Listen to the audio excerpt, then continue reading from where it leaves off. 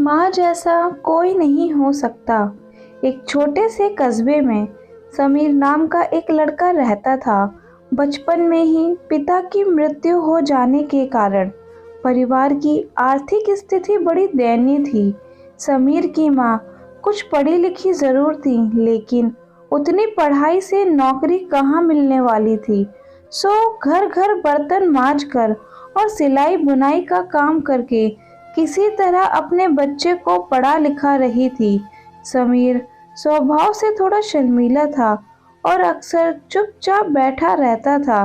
एक दिन जब वो स्कूल से लौटा तो उसके हाथ में एक लिफाफा था। उसने माँ को लिफाफा पकड़ाते हुए कहा, माँ, मास्टर साहब ने तुम्हारे लिए ये चिट्ठी भेजी है, जरा देखो तो इसमें क्या लिखा है। माँ ने मन ही मन चिट्ठी पढ़ी और मुस्कुराकर बोली, बेटा, इसमें लिखा है कि आपका बेटा काफी होशियार है। इस स्कूल के बाकी बच्चों की तुलना में इसका दिमाग बहुत तेज है और हमारे पास इसे पढ़ाने लायक शिक्षक नहीं है। इसीलिए कल से आप इसे किसी और स्कूल में भेजें। यह बात सुनकर समीर को स्कूल ना जा सकने का दुख तो हुआ, पर साथ ही उसका मन आत्मविश्वास से भर गया कि वो कुछ खास है और उसकी बुद्धि तीव्र है। माँ ने उसका दाखिला एक अन्य स्कूल में करा दिया। समय बीतने लगा। समीर ने खूब मेहनत से पढ़ाई की। आगे चलकर उसने सिविल सर्विसेज परीक्षा भी पास की और आईएएस ऑफिसर बन गया।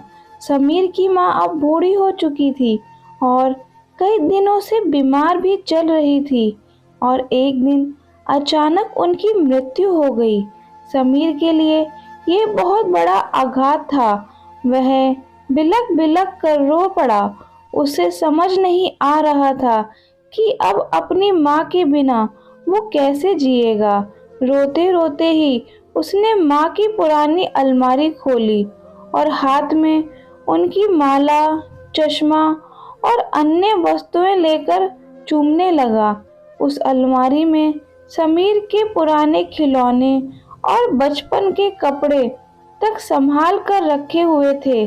समीर एक एक कर सारी चीजें निकालने लगा और तभी उसकी नजर एक पुरानी चिट्ठी पर पड़ी।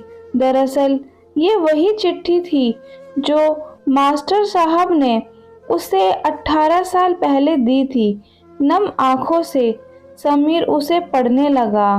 आदरणीय अभिभावक, आपको बताते हुए हमें अफसोस हो रहा है कि आपका बेटा समीर पढ़ाई में बेहद कमज़ोर है और खेल कूद में भी भाग नहीं लेता है। जान पड़ता है कि उम्र के हिसाब से समीर की बुद्धि विकसित नहीं हो पाई है। अंततः हम इसे अपने विद्यालय में पढ़ाने में असमर्थ हैं। आपसे निवेदन है कि समीर का दाखिला किसी मंदबुद्धि विद्यालय में कराएं अथवा खुद घर पर रखकर इसे पढ़ाएं। सादर प्रिंसिपल। समीर जानता था कि भले अब उसकी माँ इस दुनिया में नहीं रही, पर वो जहाँ भी रहें उसकी ममता, उनका आशीर्वाद सदा उस पर बना रहेगा। भगवान सभी जगह नहीं हो सकते, इसीलिए उसने माएँ बनाई हैं। धन्यवाद दोस्तों। अगर ये छोटी सी कहानी आपको पसंद आई हो तो चैनल को लाइक, शेयर और सब्सक्राइब करना ना भूलें और कमेंट में हमें ज़रूर बताएं कि इस कहानी में आपकी क्या राय है।